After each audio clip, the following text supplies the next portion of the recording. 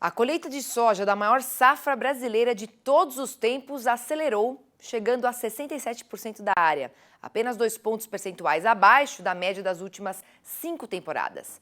Mas em comparação ao ciclo 2021-2022, os trabalhos seguem atrasados. Isso porque no mesmo período do ano passado, 76,4% da oleaginosa já havia sido retirada do solo. Os dados são do relatório semanal da consultoria Safras e Mercado e foram compilados pelo jornalista Vitor Faverin. Vamos ver como está a situação em cada estado, porque a gente preparou um mapa para colocar aqui no nosso telão. Olha só que bonito. No Rio Grande do Sul, a gente tem aqui, olha só, que foi mais tardio, né, inclusive o plantio, e aparece mais lento com apenas 5%, então, das áreas. Paraná tem 63% da área colhida. Mato Grosso é o estado mais adiantado, com 98%. Mato Grosso do Sul e Goiás também vão bem, com 85%. E São Paulo aparece com 62% aqui, como a gente pode ver, das áreas. E aí a gente tem Minas Gerais com 71%. A gente vai ter a Bahia com 60% aqui das áreas, tá certo? Maranhão com 69%. Piauí com 56%, Tocantins aqui, Piauí 56%, Tocantins 80% e a soma dos outros estados resultam em 37%. E falando sobre os impactos do avanço da colheita de soja na logística brasileira, eu vou conversar agora com o pesquisador da Exalc-Log, o Fernando Bastiani. Boa tarde, Fernando, seja muito bem-vindo aqui ao Mercado e Companhia.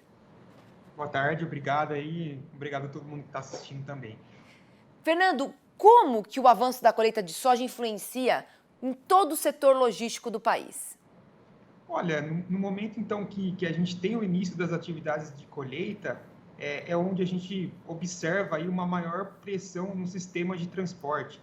Então, como você já adiantou, nesse ciclo atual da soja aí de verão, a gente teve um certo atraso na colheita, que foi reflexo aí principalmente do grande volume de chuva observado no mês de janeiro e também no começo de fevereiro.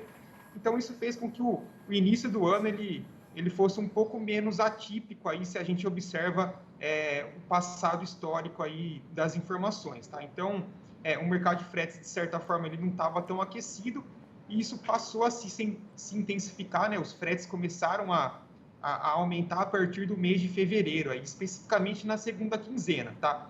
Então, esses aumentos foram puxados aí inicialmente pelo estado do Mato Grosso, então, historicamente, aí, região centro-oeste, a primeira que inicia a colheita no Brasil, então foram as regiões ali que no mês de fevereiro apresentaram aí os maiores picos aí de preços de fretes observados no mercado, e aí ao passo que a gente avança aí para o mês de março, a gente observa principalmente aí nas regiões norte e nordeste e na região sul também, como você comentou, esse aumento expressivo dos preços de fretes, tá? Ao passo que na região centro-oeste, por exemplo, a gente já começa a observar uma certa estabilidade dos preços em decorrência aí da finalização das atividades de colheita. Agora me fala uma coisa, como é que estão os custos de produção na avaliação da Exalc-Log? Então, um outro ponto importante referente ao custo aí diz respeito ao combustível, tá? O óleo diesel aí principalmente utilizados pelos caminhões, veículos pesados, e a gente observou aí principalmente nos últimos 2 meses cerca de 3 aí reajustes negativos do preço nacional do óleo diesel aí, que vem acompanhando a política aí de preço internacional da Petrobras, ligado aí principalmente à redução do preço internacional do petróleo. Então, essa redução do preço nacional, de certa forma, inibiu um pouco o aumento do preço do frete, tá? Então, ele foi um pouco menor do que a gente estava esperando no começo do ano, tá? Então, essa redução no custo de transporte, principalmente observando o lado aí do óleo diesel, ela inibiu um pouco aí o crescimento dos preços de fretes e manteve um preço aí um pouco mais equilibrado com o ano passado, por exemplo, que estava com preço de diesel bem maior e com uma demanda de transporte menor em relação a esse ano, tá? E, Fernando, me fala uma coisa, a gente sabe que está chovendo muito lá entre as regiões norte e nordeste do Brasil, atrapalhando o escoamento da safra no Arco Norte. Quais outros problemas em relação à logística vocês também estão enfrentando agora?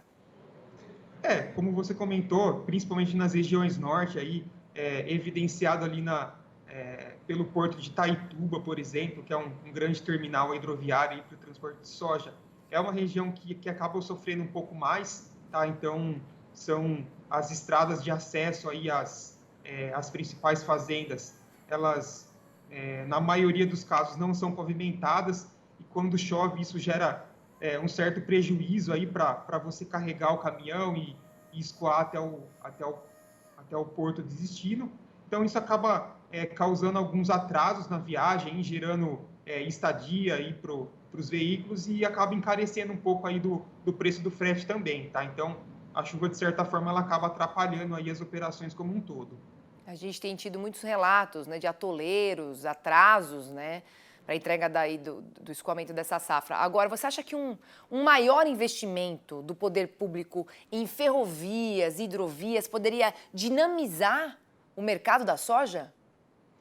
Com certeza. O ideal, então, o mundo ideal que a gente fala para a logística é que as grandes distâncias elas sejam transportadas aí através dos modais rodoviários, ferroviários e hidroviários, ao passo que as distâncias mais curtas aí fiquem aí focadas no transporte rodoviário. Então, sim, você transportar grandes distâncias, investir aí em outros modais de transporte, acaba diminuindo essa pressão pelo sistema rodoviário, que sofre bastante, como você comentou, com os atoleiros. Tá certo. Queria agradecer muito aqui sua participação com o Mercado e Companhia, atualizando todos esses dados para a gente, de logística, de safra. Te desejo uma excelente tarde e até uma próxima. Obrigado, até mais. Até mais. Tchau, tchau.